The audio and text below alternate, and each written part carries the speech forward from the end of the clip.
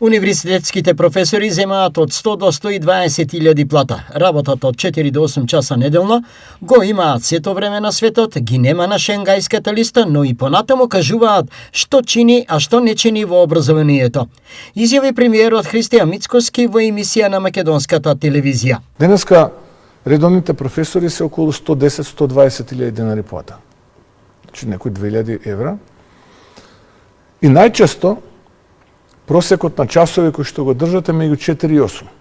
А останатите денови се оставени за консултации со студенти, 2 пати по час до 2 неделно, и потоа имаат сето време на светот. Се плашам дека ние како образование, да се вратам на вашето прашање, нема да генерираме доволно квалитетен кадар кој што веднаш ќе може да се соочи со предизвиците и притисоците. Туку ќе мора да се доквалификува, преквалификува и така натаму. Мицкоски ги повика младите иселени во странство да се вратат дома и покрај сите доживеани разочарувања во татковината.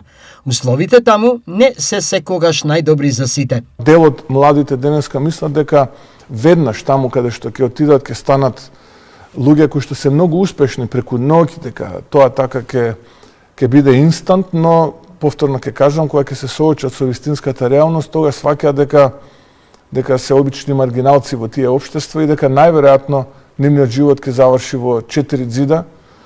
Предпоставувам некој стан со многумина со станари во него, и кога во еден момент ќе се погледате во огледалото, ќе сватите дека сте останале сами. Демографската политика останува приоритетна, а Мицкоски најави стимули. Ослободување на мајката која што или поврат, би рекол, на средства на мајката која што ќе роди прво дете од 1 година, второ дете од 2 години и трето дете се додека највозрасното не стане полнолетна, да биде ослободена од данок. Тоа е една пристојна сума годишно која што покрива одредени трошоци, но повторно ќе дојдам до таа ситуација дека ние мора да работиме со менталитетот и менталниот склоп на младите луѓе, дека семејството не е како што последните години тие го изучуваа во учебниците, а тоа е јас, тато и мама,